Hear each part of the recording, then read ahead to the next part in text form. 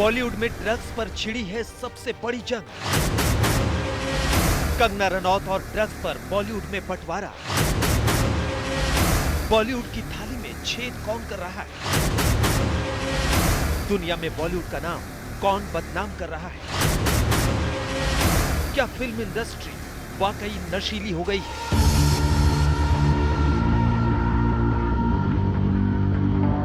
आगे कुछ भी कहने और सुनने से पहले आपको कंगना रनौत का ये वीडियो दिखाते हैं, जिसमें वो कहती है कि फिल्म इंडस्ट्री में आकर वो भी ड्रग एडिक्ट हो गई थी। जैसे ही मैं घर से भागी, 1.5-2 साल में मैं एक फिल्म स्टार थी, एक ड्रग एडिक्ट थी। मेरी ज़िंदगी में इतने सारे कांड चल रहे थे कि मैं ऐसे लोगों के हाथों में लग चुकी थी कि जहाँ से मुझे शायद मौत ही निकाल सकती थी। ये सब इतना सब डेंजर हो चुका था मेरी लाइफ में जब मैं टीनेजर ही थी अभी।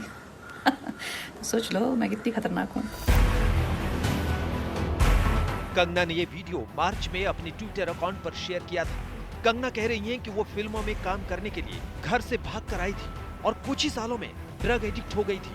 कंगना ये भी कहती है कि सोचिए मैं कितनी खतरनाक हूँ। इतना सब डेंजर हो चुका था मेरी लाइफ में जब मैं टीनेजर ही थी अभी। तो सोच लो मैं कितनी खतरनाक हूँ। कंगना ने ये कबूल किया कि बॉलीवुड में आकर उन्हें भी ड्रग्स की लत लग गई। हालांकि अब कंगना इस पर अपनी सफाई दे चुकी है कि कैसे उन्हें ड्रग्स दिया गया। मैं उस वक्त नाबालिग ही थी जब मेरे मेंटोर मेरी ड्रिंक में नशीली दवा मिला दिया करते थे और मुझे पुलिस के पास जाने से रोकने के लिए नशे में रखते थे। जब मैं कामयाब हो गई और मुझे पार्टियों में एंट्री मिलने लगी, तब मुझे ड्रग्स और माफिया की दुनिया का पता चला।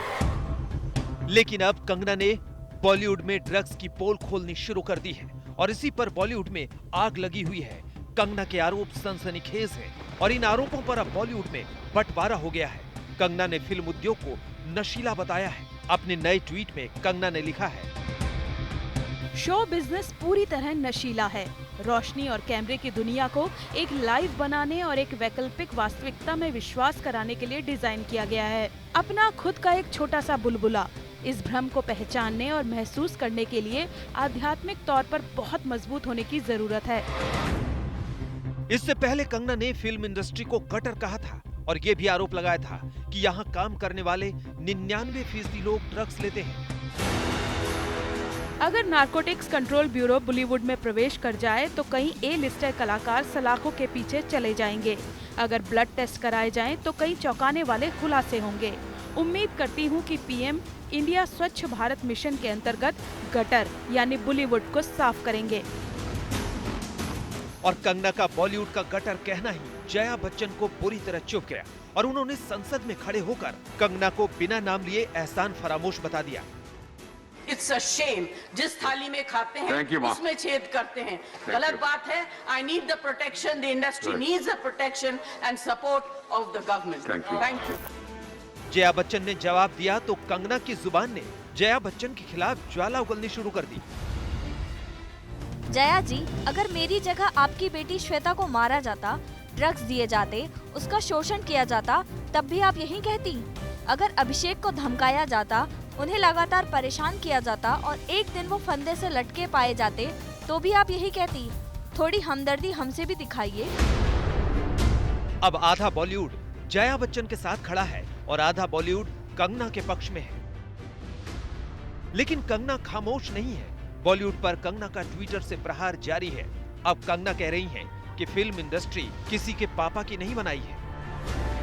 इंडस्ट्री सिर्फ करण जौहर उसके पापा ने नहीं बनाई, बाला साहब से लेकर हर कलाकार और मजदूर ने बनाई है। क्या निर्माण किया? आइटम नंबर्स का, अधिकतर वाहियात फिल्मों का, ड्रग्स कल्चर का, देशद्रोह और टेररिज्म का। बॉलीवुड पे दुनिया हंसती है। देश का हर जगह माहौल बनाया जाता है। पैसे और नाम तो दाऊद ने भी कमाया है, मगर इज्जत चाहिए तो उसे कमाने की कोशिश करो, काली करतूतें छुपाने की नहीं। कंगना सीधे सीधे इल्जाम लगा रही है कि सफेद जहर बॉलीवुड के सितारों की नसों में उतर चुका है। बॉलीवुड में पंगा गर्ल बनकर कंगना रनौत ने न सिर्फ पंगा लिया है, बल्कि स्टार वॉर भी छेड़ दिया है। आज तक ब्यूरो।